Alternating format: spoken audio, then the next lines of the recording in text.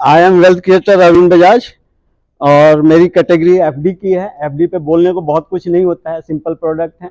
एक बार एक राजा ने एक आदमी को खुश होकर उसे मुंह मांगी चीज देने का फैसला लिया। उस आदमी ने कहा कि बादशाह सलामत, मुझे और कुछ नहीं, बस चेस्ट तोड़ के पहले स्क्वायर पे चावल का एक दाना रख के अगले हर एक स्क्वायर पे डबल करके मुझे दे दो। राजा को ये रकम बहुत मामूली लगी, तो उसने हंसते हुए अपने सिपाहियों को आदेश दिया कि इस आदमी को चावल के दाने गिन के दे दो। कुछ दिनों बाद वो सिपाही दौड़ते हुए राजा के पास वापस आए और कहा कि बादशाह, वो आदमी को बेवकूफ नहीं बल्कि बहुत चालाक निकला। वो चावल के जितने दाने मांग रहा है उतने तो पूरी सल्तनत में नहीं है। देखो, चेस की गेम में टोटल 64 स्क्वायर होते हैं, तो पहले स्क्वायर पे एक दाना, जिसे अगले हर एक स्क्वायर पे डबल करते हुए अगर हम लास्ट स्क्वायर पे आए तो ये बनेंगे राइस के इतने दाने, जो मुझे तो बोलना भी नहीं आता। वो बंदा कोई बेवकूफ नहीं बल्कि बहुत ही इंटेलिजेंट था, जो कंपाउंडिंग के पावर को सही से समझता था। और वो चावल के कुछ दाने नहीं बल्कि दुनिया की पूरी दौलत मांग रहा था। ये है कंपाउंडिंग का power. Compounding slowly over time एक बहुत बड़ा इम्पैक्ट क्रिएट करती है, इसीलिए ही इसे दुनिया का आठवां अजूबा कहा जाता है।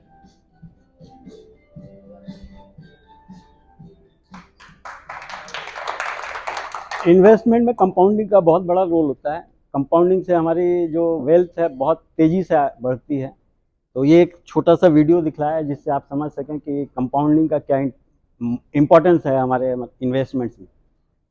ठीक है, एफडी में वैसे बहुत ज़्यादा बोलने को कुछ भी नहीं है, सिंपल है, वनीला प्रोडक्ट है, डार्लिंग प्रोडक्ट है, ज़माने से चला आ रहा है। वनीला आइसक्रीम है, सभी को पसंद आती है, बाकी फ्लेवर्स किसी को पसंद आए ना आए, लेकिन एफडी तो सभी लोगों को पसंद आती है। प्योर वनीला है, सिंपल। इसमें मैं एक लाइव एग्जांपल दूंगा अपना एफडी क्यों ज़रूरी है। अभी मेरी बेटी की शादी थी 9 फेब को, और उसमें शादी में बहुत खर्चे होते हैं, आप सभी जानते हैं, सारी सेविंग्स सब निकल जाती हैं। तो मैंने भी इन्वेस्टमेंट्स एफडी में, शेयर्स में, म्यूचुअल फंड में सब जगह कर रखा था। और शादी अगस्त में फिक्स हुई थी, तो अगस्त से लेकर फरवरी तक का जो पीरियड होता है वो तैयारियों का होता है, शॉपिंग्स वगैरह का होता है। और शॉपिंग के टाइम पे इंसिडेंटली शेयर मार्केट बहुत डाउन थी उस समय, और मेरी जो शेयर्स और म्यूचुअल फंड की वैल्यू थी वो तकरीबन 7 से 7.5 लाख रुपए डाउन पे थी। तो मेरे पास एक बैकअप था एफडी का।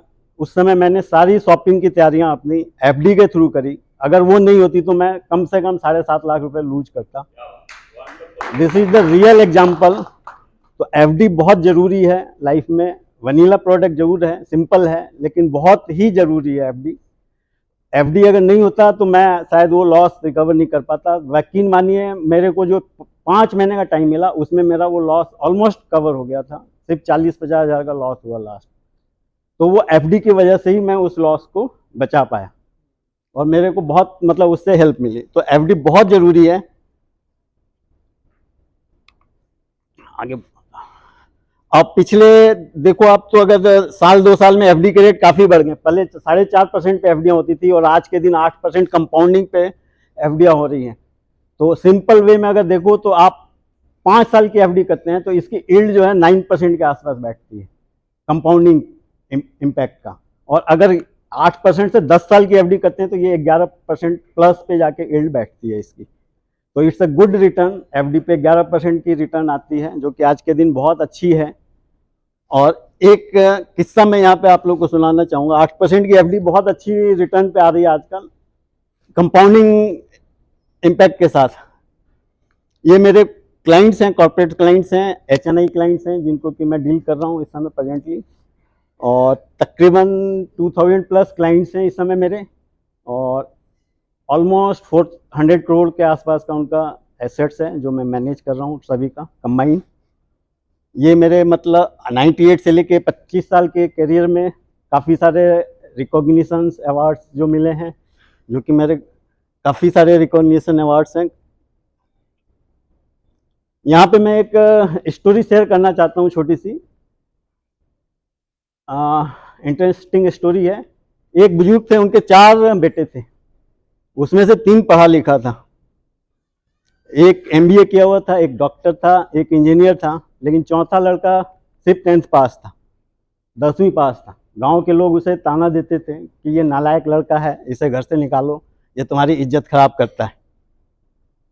तो वो बुजुर्ग पिता जो थे वो बहुत दुखी होते थे लोगों को समझाते थे कि नहीं, ये लड़का नालायक नहीं है, घर का खर्चा यही चला रहा है, बाकी सब तो बेरोजगार है, तो ये लायक लड़का है। लेकिन लोग नहीं सुनते थे, समझते थे। तो ठीक उसी तरह एफडी भी है, आप उसको नालायक लड़का समझ सकते हो अपना, जो हो सकता है आपको 1-8% कम इंटरेस्ट या कम रिटर्न लेके आए घर में, बाकी इन्वेस्टमेंट्स आपके ज़्यादा रिटर्न लेके आए, हो सकता है। लेकिन यकीन मानिए दोस्तों, मैं गारंटी के साथ कह सकता हूँ कि आपके डे टू डे एक्सपेंसेस को मेंटेन करने में और आपकी पूंजी को सुरक्षित करने में गारंटेड ये आपको सहायक होगी। एफडी का ये रोल है।